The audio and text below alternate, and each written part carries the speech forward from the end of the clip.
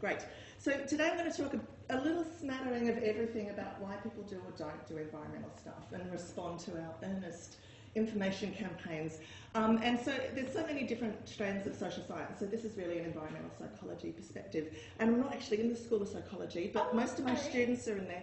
So I'm in the School of Communications and Arts, but I seem to pop around the university quite a lot. So, and I'm also at Monash. So I'm a bit of an everywhere person. So I think all of us have spent at least some time, sometimes with a glass of red wine, bemoaning why people don't respond to the issues that we think are really important, going, if only they knew about it and only they understood, then, you know, we'd have them on board and we can fix everything and it'd be all right.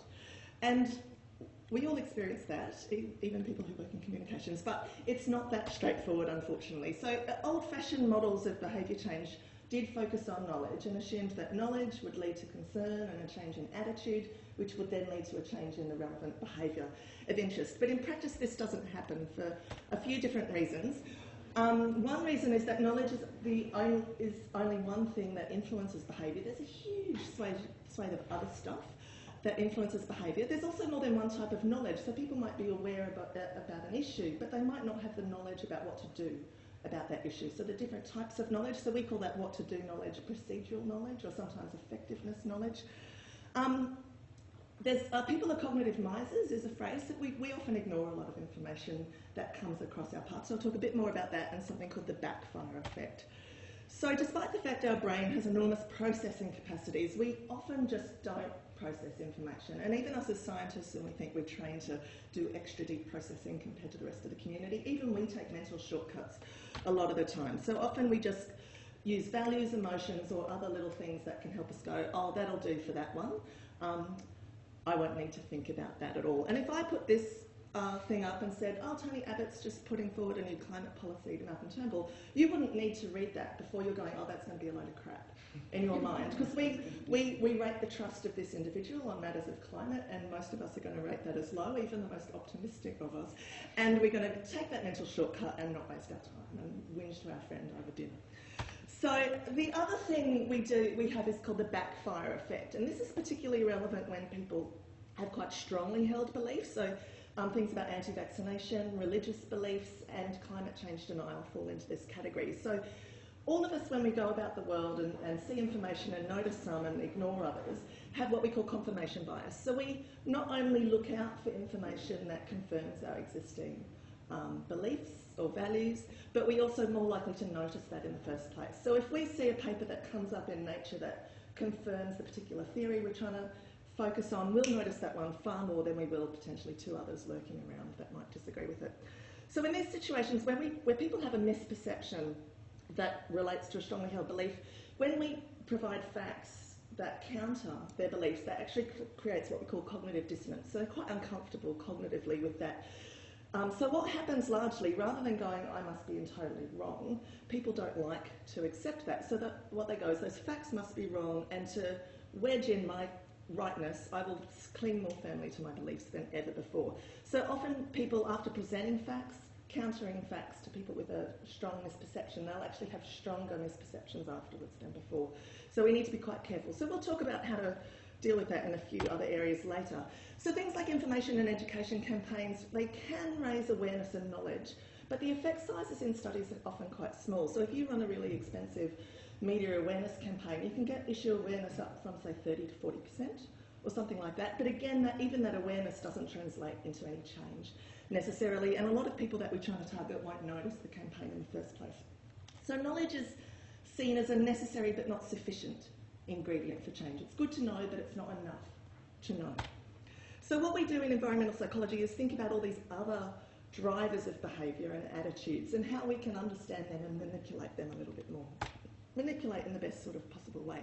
So in terms of the sort of environmental behaviours that we target, there's a whole range of stuff. So curtailment behaviours are doing less of something, using less water, using less energy, buying less plastic. Efficiency behaviours often relate to installing stuff that saves you energy. Stewardship behaviours, so bush regeneration or whatever. But also these other policy-related civic behaviours. We know we need to get people out of the house if we want to save the world. So we want them to support campaigns, to support controversial policies like carbon pricing. We want them to have active discussions with their neighbours or friends to go, hey, this is important and we should all care. So we want people to do all that stuff optimally, but single campaigns often focus on a particular thing. So the sort of general process for promoting pro-environmental behaviours is, so we choose what behaviour, and that's going to depend hugely on the context and what we do, identify the determinants of that particular behaviour, intervene, and then evaluate. Because our interventions aren't always effective, it's really important to be aware that a good intention doesn't necessarily correlate to a positive outcome. So things like that backfire effect, we might go, yeah, we've provided this information, but if we've actually made people less supportive of climate action, then that's not particularly useful. So I'm going to talk today about those two mainly, and a little bit of everything. So the things that do influence environmental behaviour, so there's a bunch of rational drivers. People are a little bit rational some of the time. So things like the knowledge about the issues, about the behaviours, about the response, their attitudes, but again, attitudes can be different across different pieces of the equation. So people might have an attitude about climate change and emissions, but they might have particular attitudes about public transport that create a barrier for them doing that. And also there's incentives and barriers, costs and other things involved in behaviours. There's the physical context is incredibly important. Asking people to recycle when there isn't actually a recycling program is obviously not going to change anything. So you need to look at what's actually physically possible for people to do in their environment. And some interventions, usually not ones we do as psychology or communicators, but maybe as broader policy things, are changing that infrastructure. So introducing recycling programs or introducing new public transport. So again, today I'm going to talk more about these what are called moral or normative drivers, as well as some social factors that influence behaviour. So these moral or normative drivers include things like values. So people who have values that are self-interested are usually the least environmental, and people who have values that extend beyond themselves, so they value community or the environment or other things, generally adopt more pro-environmental behaviours. Some people have a sense of moral obligation or a should do our part, a social responsibility to do environmental things. And the one I'll talk most about now is this thing about social norms. So there's two groups of norms that get discussed, and these are both perceived norms. So there's an injunctive norm. So this is what we think others think we should do. So injunctive has a should. People think I shouldn't litter is a strong injunctive norm that is in society. And a descriptive norm is what people actually think or what we think they do. So we might think people should want us to not litter, but if we see litter around all the place, we'll go, people are still littering, but we still have that injunctive norm that we shouldn't be doing that. So these can be incredibly powerful drivers of all sorts of behaviours, and it's when you see norms that are no longer a norm, you can realise how sometimes quite shocking. If you show that photo to mothers, new mothers, or in children's health, everyone just gasps and goes, oh my goodness. And even sprinklers, I've seen a few people gasp at sprinklers too. Now I'm working in the water industry. So again, these things shift what's acceptable. So I'm going to talk a little bit about a couple of experiments that are in one of my favourite papers, not mine, this is a science paper. That's a heuristic, so this is a good paper. And just to show that these social contextual things actually have a profound influence on what we do. And sometimes the cues in the environment that dictate what that norm is can be quite subtle when you start thinking about it, but actually quite interesting. So this particular first study is about negative behaviours, so antisocial behaviours like littering and graffiti. And the assumption is that breaching one norm might then impact other antisocial behaviours. So what they do is, this is in Holland. So they had two experimental conditions. So one condition, that sign in Holland actually is a no graffiti sign, even though it doesn't look like that to us. So there's one condition where the pro-social norm is being upheld, and there's no graffiti. So there's people, it's a good people place, is the shortcut. And then there's a condition where people have clearly breached that pro-social norm, and there's an antisocial norm predominating where there is graffiti. So what the experimenters did is that they tied little bits of paper to the bicycles in this area, and the paper was useless. It just said happy holidays from this sports shop, like nothing good about it. So people had the option to either put it in their bag and take it home to throw out, or chuck it on the ground. And what we find is that the rates of littering differ quite dramatically amongst these two conditions. So in the top condition, where there's no graffiti and that people are thinking I need to adhere to a pro-social norm, the rates of littering are 30%, 33%. And in the antisocial norm, where we've breached that, the rate of littering jumps up to 69%. So there's a whole bunch of experiments in this paper showing that this sort of thing is occurring in different settings, private and public. There's also the same authors, but a different paper, is looking at pro-social behaviours. So can we promote pro-social behaviours? So the condition here is now putting rubbish bags out on the street, again, is naughty in Holland. And so the antisocial condition is this one where the rubbish bags are beside the letterbox, and the clean pro-social condition is one where the rubbish bags aren't there. And the outcome of interest is whether passers-by stop and put that letter on the ground into the letterbox. So what we find is that, again, the pro-social condition increases the positive behaviour compared to the antisocial condition, if I can call it that. So the rates of people putting the letter in the letterbox in the garbage bag one was about 10%, and this more than doubled to 24% in the clean area condition. They do a whole lot of quite groovy little experiments. I think this is my favourite one with oranges. So the outcome of interest is one of the research confederates stops and drops all their oranges on the street. And the outcome is whether the percentage of people who stop to help. So they'll repeat this over a number of days and scenarios and areas. There's 3 conditions in this. One is where the street is just clean and nothing amiss. Another one is where someone is just picking up their own rubbish quite close to where the oranges are dropped.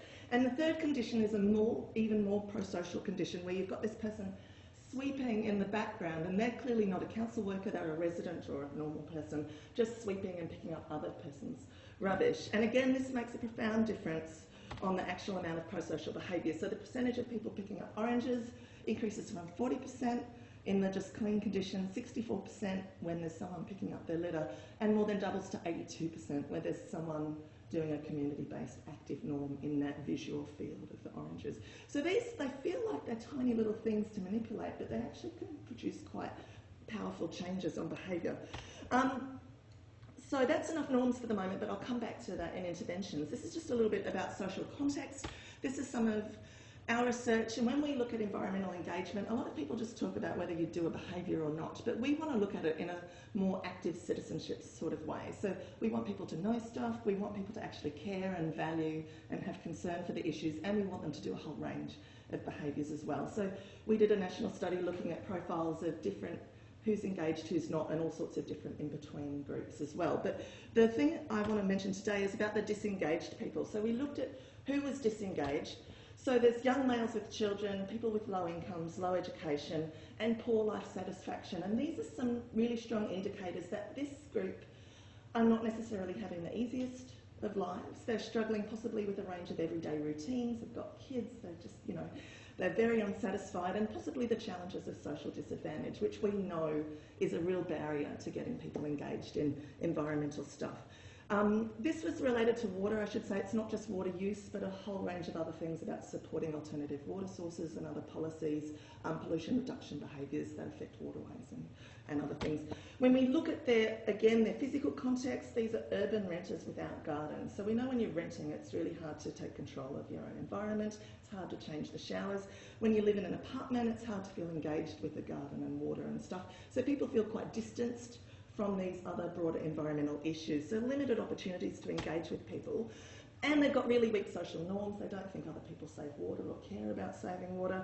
And they've got limited information. So these are opportunities for intervention. But I guess the point of this is those social factors can really constrain how people's capacity to care or even be aware of some issues. And if we want those guys, these more high risk social groups, for want of a better word, to engage in our issues, we really need to think of those particular barriers and how we can make it relevant for those guys.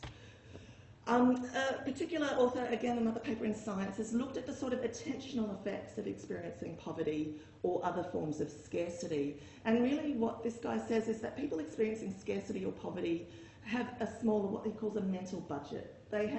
Scarcity is so salient that we attribute a lot of mental resources to it, and we actually have less to care about other stuff. So he likens this to people in poverty or with other forms of stress. It's like packing for a trip with a small suitcase. You just can't put everything in it. You physically can't. You've got to make trade-offs about key issues and topics, and some things just have to get left out. And often, if we're using this metaphor for us, that issue is going to be environmental issues with people. That'll be the superfluous one that gets left out. So how do we use this information to create some change? So most of the research in this area is about household behaviours. A lot of environmental psychology focuses on individual behaviours. But there's, of course, recognition that to change the world, we need people to engage in a whole range of civic behaviours, whether that's activism or policy support and that type of thing. There's relatively less of this type of research in that area. There's research in political science and a whole range of other, those sort of disciplines about civic behaviours, but they tend not to be experimental and change-oriented in the same way that some of the psych research is. So I think the civic behaviours, changing those is quite a ripe and interesting area for more stuff. So in terms of what works, this is from a meta-analysis.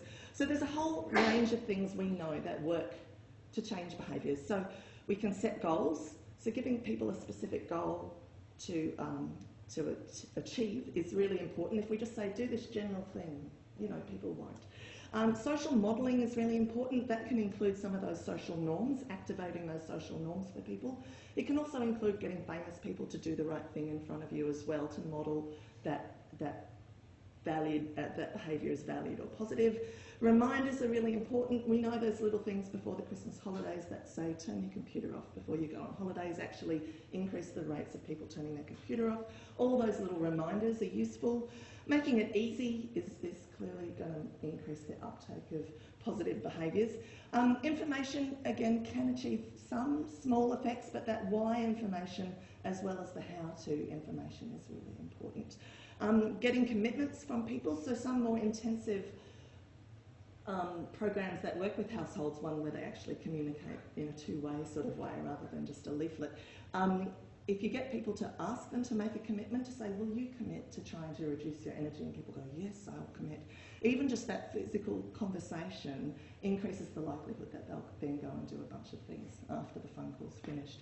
And of course, rewards can be also quite powerful. So this is a social norms experiment. So this is an example of, it was done in the US, looking at energy use. And basically what they did is they just sent these little door hanger things to households. So a reasonably low intensity sort of intervention. And they had 5 different conditions. One was information only. So save energy by using a fan instead of aircon. So they're all fan instead of aircon related. One was self-interest, save money. One was save the environment. One was social responsibility, do your bit. And one of them was a descriptive norm. So join your neighbours in saving energy. In recent surveys, 77% of people like you, and that can be important. People need to feel connected to the reference group that you're talking about. Use fans instead of air conditioning. So these are sort of quite small effect sizes, but the social norm condition was more effective than the others, both in short-term and long-term follow-ups. This is average daily energy use. The thing that is really interesting, despite the fact it's marginally more effective than the others, is at an interview afterwards, everyone said, oh no, that one, that social norm, that one I got about the 77%, no, that wasn't very influential at all. So people don't think that they're influenced by social norms. Oh, me, no. But we all are, and sometimes even when you know it's a norm existing, you still feel sometimes that little group effect dragging you to do something in particular. So norms can be really powerful, but sometimes subconscious.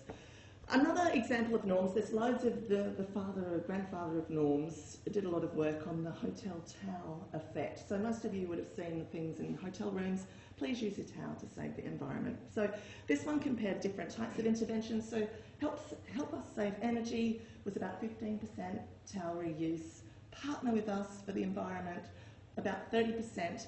And the norm intervention to say almost 75% of guests reused towels, again took it to about 40% or a bit more. But if we again increase that similarity perception to go 75% of people in this room like you, then we can bump it up even a tiny bit more. So again, if we say things like 75%, if I was wanting to get you guys to, if I was wanting to get the other people out of the room more earlier, I would have said 95% of people at UQ get out of the room on time. Whereas if I just said, you know, 90% of people in Australia, they'd just go, that's not us. But as soon as we make it more like them, then that has a more powerful effect. One of the tricks with norms is they can have unintended consequences that stuff things up, which is why thinking about them and evaluating them is really important. So sometimes when we raise the issue and go, oh, this is appalling, we all need to care a lot and do something, depending on how we say that, we can accidentally activate the descriptive norm that most people are not doing something or doing too much of something problematic. So when we say things like this bottom one, I think is a Wikipedia fundraiser, less than 1% of our readers give, a lot of people will look at that and go, well, that's not very inspiring, you know, click. And so there's a range of examples of how this can actually worsen behaviour. So these things like if we put out an ad that said 80% of Australians are using too much energy, that's actually not going to have the effect that we want it to. So this is one of the early examples of this. This is a sort of a real world sort of experimental study. So there's this forest, this national park in the States, which is a petrified forest park, and rates of petrified wood were getting stolen too much. So the existing sign, which I haven't got on the thing, said something like, "You're stealing too much wood, everyone, stop it." And the rates were too high. They went, this is working. So experimentally what they did is they got fake bits of wood and monitored them all and quite a comprehensive experiment. And they had two different conditions. One which just had the "don't do this, people" message, and the other one which had the "you're all doing too much of this bad thing" message, which is this sort of a social norm but used in a negative sort of way. And what it found out was, so this baseline rate was the baseline rate of theft with the sort of mixed sign. If we just shifted that to the "don't do this, people" sign, we actually improved the rate of theft a little bit. But if we just included the "everyone's quite naughty and they're stealing too much wood" part of the message, we actually increased rates of theft. Again, so this activates this norm and going, oh, people are stealing stuff, I'll steal stuff too. And so it's actually quite subconscious. It might not necessarily be processed in that sort of way, but it can have an effect. This is another one. This is another US study about energy use. So for those of you who get water bills or energy bills, you these days often get this type of feedback, which compares your use to other users in your area or the broader area. So for people who are low energy users, they would have got something like this, which said, look, you're low, look at these other people, they're using a lot, you're a low water user, energy user, sorry. The effect that this had was actually the opposite of what was desired. So people who were the high energy users, so who would have had the U beside that orange bar, did reduce their energy use, but these low energy users actually increased their energy use by almost a comparative amount. So again, they would have just gone, why am I wasting all this time saving energy when clearly no one else is? So I don't want to be the only one putting in the effort. So what they did to then adjust this is sort of try to prime the injunctive norm as well, which is that should. So they put a smiley face beside the people who are low water users, the power of the smiley face. And they also put a frowny face if you were a high energy user as well, although that wasn't popular and got removed from the program. People don't like frowny faces. And what this did is, for the high energy users, this just reduced the energy marginally, like a tiny bit more, maybe not significantly so, but had a generally continued to be a positive effect.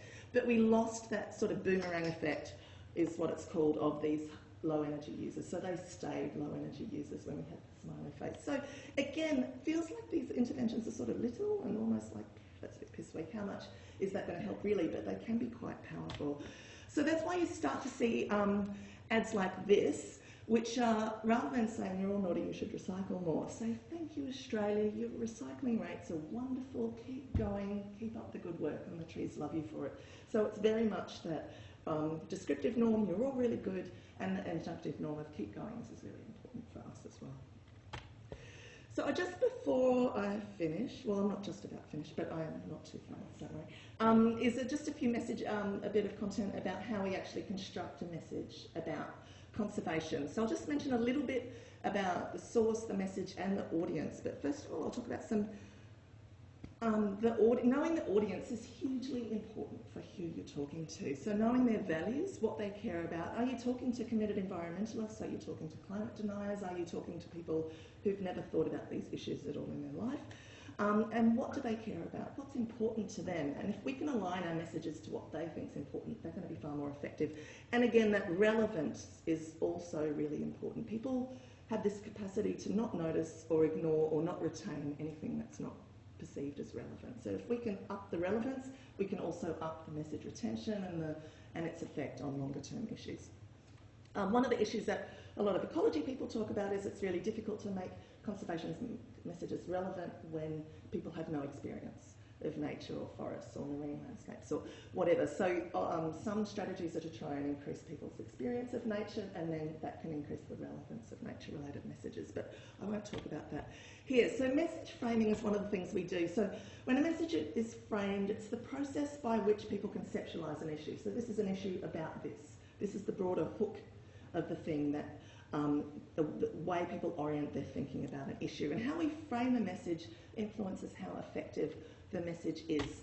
So this is a recent study of some colleagues in psychology about framing climate change messages and climate action in deniers. So basically they did, the first part of the study was with a large group of deniers who found that they valued, it was asking them a whole bunch of things about what they valued, and they valued interpersonal warmth, interestingly, and technological development and advancement and that sort of thing. So these were two things that came strongly, emerged as their values. So what they did is they compared 3 different communications about climate change. One was what they called a real frame. This is the one we're sort of familiar with. We need action on climate change to stop sea level rise, floods and droughts and da-da-da. They had a warmth frame which said taking action on climate change will help us become more aware of each other's needs and help us to become a more warm community looking out for others. And a development or the technological advancement frame was, taking action on climate change as a real opportunity for scientific breakthroughs and advancement and economic prosperity and da-da-da. And what they found is, nicely, and the people, so the 3 columns on the right are the people who believe in climate change, and so they found that the effectiveness of those messages in leading to, so the y-axis is how much people intended to do climate change related actions, personal actions, and including supporting broader actions. So they're all much of a muchness in the people who support climate change, but in the group of bars on the left are the deniers, and we find that the warmth and the development condition were much more associated with willingness and openness to taking action on climate change than the real frame. So again, this is a great example that if we just reframe our message, it can actually be far more effective. Some examples of campaigns that have done this really well. The Lock the Gate campaign has done this really effectively and motivated a huge diverse range of groups. So rather than being framed as a stop fossil fuels or climate change sort of message, it's very much autonomy for people to control their land and a food security types of issues, which again motivate a far broader, diverse group of Australians than just a straight environmental message. Another example where this got framed really badly was the recycled water campaign in Toowoomba. This was the issue from the start got framed by the opposition campaign. So there was an opposition campaign who were motivated really early, who went, "You're drinking poo, that's all it is." And that really dominated the campaign. The government and the water industry could never really turn that around in Toowoomba, so that got canned, that program. In contrast, the recycled water program in Singapore got framed as an issue about national security and national water security. So they went, "We're dependent on Malaysia for water. That's a problem because we're Singapore and we have a national identity, and we need our own water to be a strong and independent country." And people went, "Yeah." And the campaigns were more complex than that, but that's a really important way that the issue got currency in Singapore. Some of the work we've done with trying to motivate people to think about urban stormwater pollution and impacts like Moreton Bay is to go, do we focus on the environmental impacts or the human impacts, and do we frame those in a positive way? We want our animals to be happy, we want the people at the beach to be happy and clean, or do we reframe this in terms of a loss? We've got totals full of plastic and dirty beaches and stuff. So what we found, interestingly, that the most important impact on people's willingness to engage in a range of these behaviours was not the messages per se, but whether people identified as being environmental or not. So this is the control group, and as we expect, people who identify as being pro-environmental are much more engaged with and intending to do these behaviours than the people who don't. But what we see in the people who don't engage as environmental, we see that both a range of the message frames were effective in improving people's motivation to do a range of behaviours, but were not in the pro-environmental group. And we think this occurred for a range of reasons. Sometimes we think with this, so I'm pointing to the screen, you can't see that. The behaviours that we had for this one were quite sort of modest, small little behaviours, like do a bit of this and a bit less of that. And we think for people who are quite motivated and engaged in an issue, there needs to be a congruence or a good match between the sort of severity of the problem and the severity of the action. So if you say, we're all doomed, climate change is really big, turn your light off, people just go, what? And it's a mismatch. Whereas for people who've never really thought about things like stormwater pollution in Moreton Bay, they'd go, oh, less plastic, okay.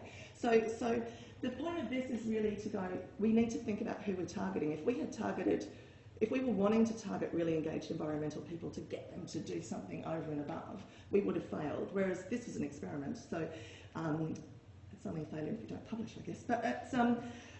But if we were targeting those less engaged environmental people, then we'd think of that as potentially quite successful. So we really need to think, because the messages work differently in different groups. Another thing that we get asked a lot is, should you use fear? So often we want to capture people's attention, and fear is a great way to capture attention, but it's what we do with that fear once we've created it that makes a difference of whether or not it's an effective message. So clearly, most people need to go, something's a problem before I'll take action. Just, it's a nice day, the turtles will be happier if you do this. Most people won't sort of leap into a change frame. So sometimes a threat of a negative outcome can take people to a place of considering change. But we need to be really careful. So I'll talk about the bottom one first. If we create all this fear, but don't actually tell people what to do, if there's no particular action associated with it that they feel capable of doing, people will just turn off. They'll go, too scary, too awful, I feel too hopeless. So they'll either disengage, desensitise, or go into some sort of denial and shut down. And that's the last thing we want to do as campaigners. And this strange campaign at the bottom is a WWF one. I just found it on the internet, but I've never seen it in real life. But stop climate change before you look like a strange fish person in a nice shirt. I mean, I don't quite know what they wanted people to think with that one, or what sort of, whether there was some other context, or who knows, but I don't find that overly useful. It's just a bit too weird, and it doesn't tell me what to do. Just stop it, if only it was that straightforward. Whereas this message at the top was, as the example is from a palm oil campaign with Kit Kat containing palm oil, and the messages were, look, you're eating orangutan, well, loosely, the message was what you're eating is contributing to the death of orangutans, so it had this Kit Kat turning into an orangutan finger, and was a bit raw. But there were very clear actions. Don't eat Kit Kats, write a letter, sign a petition. Bang. You know, it's much easier to do those things. So we need to keep people with that sense of efficacy, otherwise there's no point getting them all motivated and then going, oh, we'll just wait there while we've figured something out. We need to create a strong message source. I'll just mention this briefly. The most effective communicators are attractive and similar to the audience in dress and name, and this is why you see often unfortunate use of stereotypes or limited diversity in advertising sometimes. But they also need to be credible and have expertise and trust. So famous people like Leonardo DiCaprio or trusted public figures like David Attenborough are good message sources. But you want it to be consistent. I think if we had, I'm trying to think of an example of a really silly person saying something serious, you might get a bit of mismatch. So again, but picking some well-known faces can be quite useful. Avoid jargon is hugely important. If the harder the things are to read, whether that's the complexity of the word or even a difficult to read font or colour, like that pink is a bit yucky, people just won't engage with the content as much. They won't remember it as much, they won't perceive it as relevant to them. So even if you give the same content with a sort of hard to read or hard to visualise font, it can actually make quite a big difference. So make an effort to use words that people actually understand. Using stories is really important. I don't know if I've told you a story today, so I may have breached my rule, but again, a lot of people will remember the stories that you tell them. They might forget the facts in the graph, but they'll remember the story. And just one example of an effective change in the water space, it's hard to think of others in the more landscape sort of conservation forest spaces, but this one was about the Target 140 campaign in southeast Queensland for those that were living here during the Millennium Drought. It was one of the often cited examples of one of the most effective campaigns at reducing domestic water use in the world. And it was effective for a whole bunch of reasons. We didn't just do one of these things, we did a whole bunch of them together. So we communicated the issue and the need for action really clearly in a way that didn't negatively activate the wrong norms. We just said there's a drought. It was on the news all the time, throughout the media and a whole range of things. We communicated, we quantified that for people. We didn't just say it's a drought. Dan's at 18%, they're 17%, they're 16.8%. So we gave people numbers regularly to say how that changed over time. They could. The thing that's positive about working within the water space is water is really relevant to people. So that's less of a barrier to get over than say, dealing with reef issues or more obscure biosystems. We set goals. We gave people, we didn't just say use less water, we said use no more than 140 litres a day per person, which is quite an ambitious. We got to this goal after a series of times at slightly less severe goals, but we were really specific. Do this. We recommended specific actions, so they were little, quite dumb, but effective it seems, little timers for showers, and we said have a 4-minute shower, that's your target. We gave people prompts and reminders, and even if people didn't use the little timer, ours seemed to take 6 minutes to go through, but oh well. You know, it was a reminder to have the short shower. We gave something really specific for people to do. We provided feedback, so on water bills, for those who get water bills, which isn't everyone of course, it's specific feedback of how much water you're using compared to this group and that group. And we activated social norms in a range of ways. Through those, we're using tank water signs and a range of other stuff. So that was a really effective campaign using examples from everything. And I think that's enough for now. Thank you.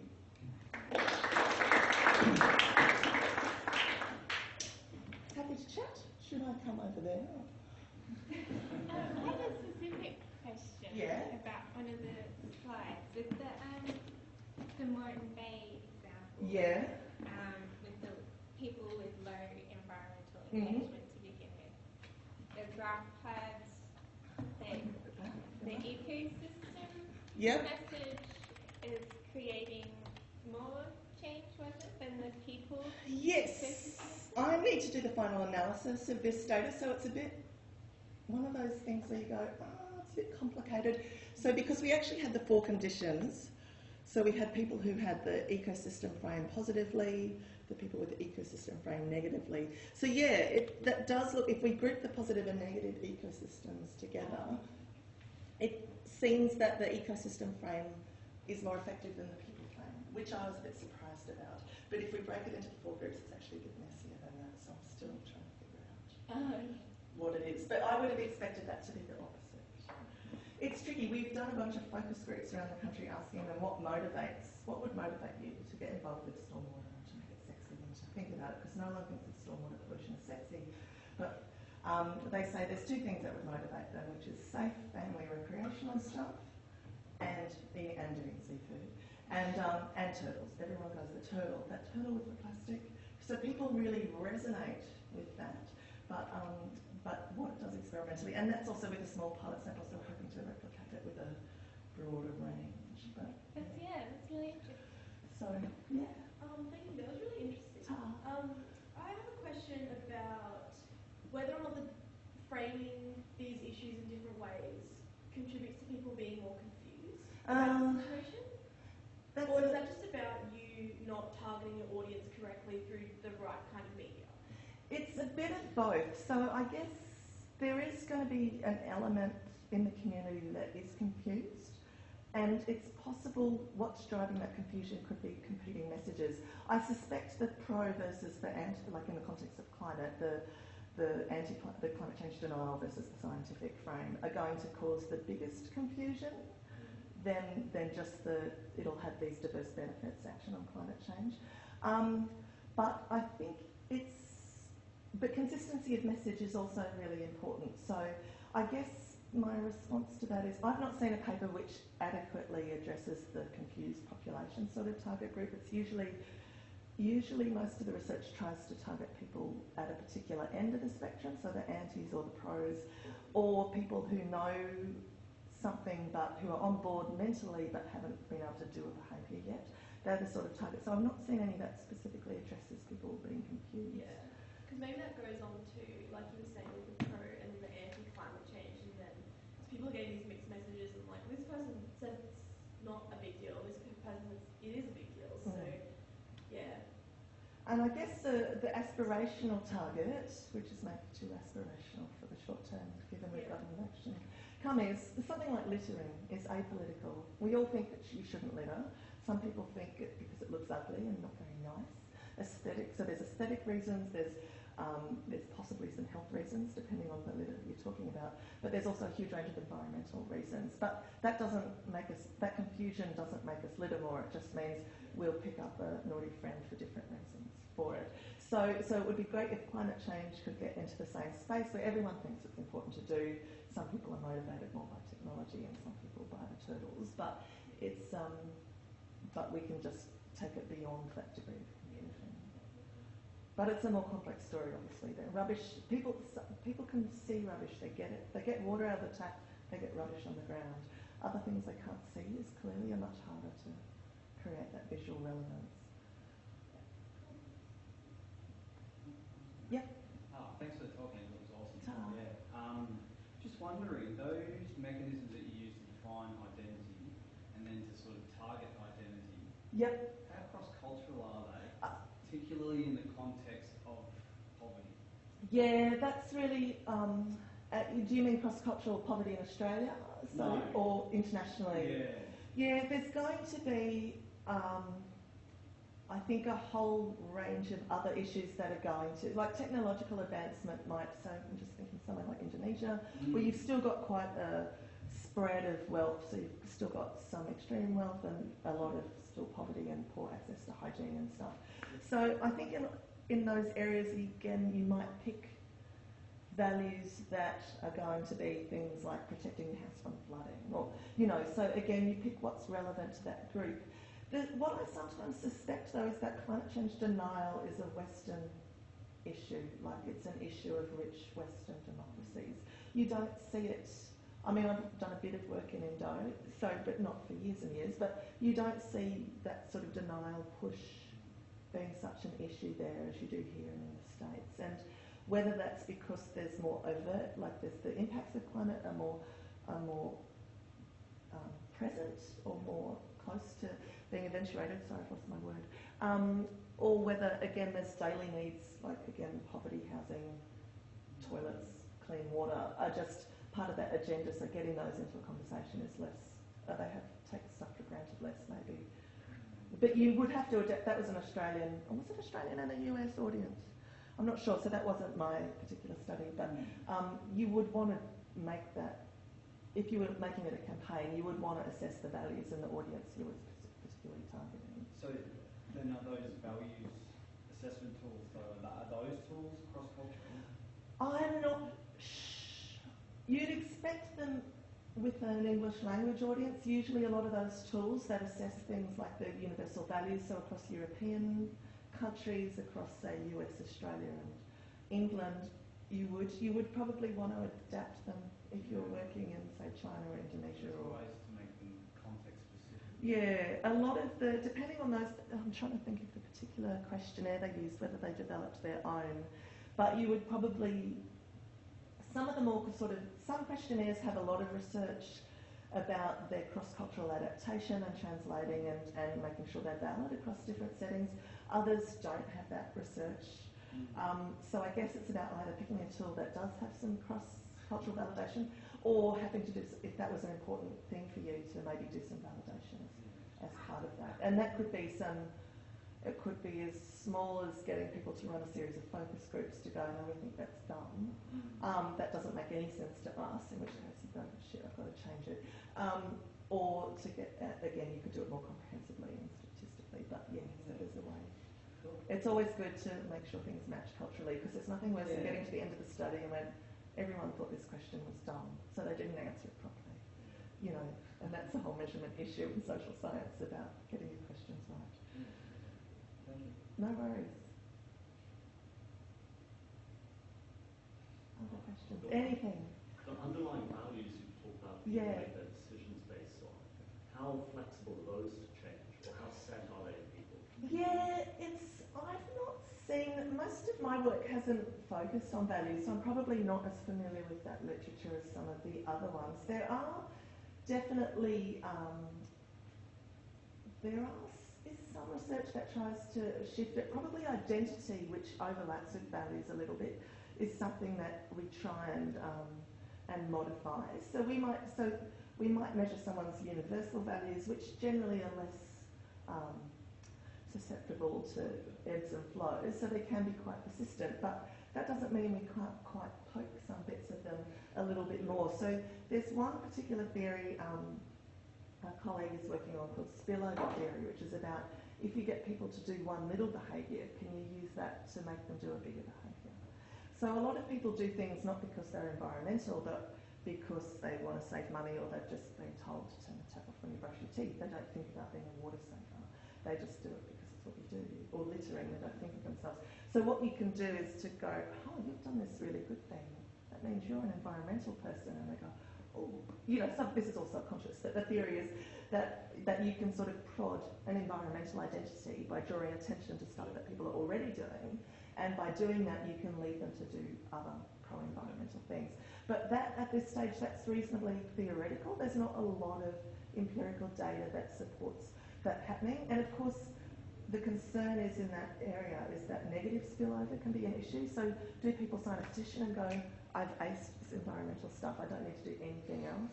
I can take an international flight every day, and you know, that's all. So it's about, and we don't think that happens too much. At this stage, the early research doesn't seem to show that's too big an issue. But if we can get, one of the debates in this area is about if we can get people doing the right thing but for the wrong reason, is that good enough? And is that okay? And I think it really depends on the context and what outcomes we're really aspiring to. So if we just want people to use less water and that's the end of our aspirations, then it really doesn't matter why. If we can put in a fine for breaching water restrictions, a different pricing scheme to penalise overuse, and then we get people using less water, bang, that might be fine. But if we want to create more active environmental citizenship, if we want to get people to actually care about broader issues, and they're going to change over time, new issues are going to come up, or new versions of old issues. If we want people to be committed to that pro-environmental journey, which is really what we need, then doing something because they've saved money on their water bill might not lead to that spillover into broader pro-environmental stuff. So at some point, trying to poke those values and that identity is considered an important target, but I've not seen anything which magically goes, but we've changed everyone's values. But I think people think of them as pokeable. Yeah. I guess it's similar how I can formulate it, right? So I guess one of the messages from taken from there was a lot in there, but sort of one of the main things is that to change behavior, you should frame things, reinforce positive behavior rather than scaring people or highlighting the problem. Now I was wondering, there's an element of whitewashing in there, if there is a real problem, for example, and I'm wondering, could there be a conflict between if people then kind of think everyone does their bit and actually real policy change would be required, that there's then less support for the policy change, like recycling or something, when much, the change through the positive behavior would be incremental. Yeah.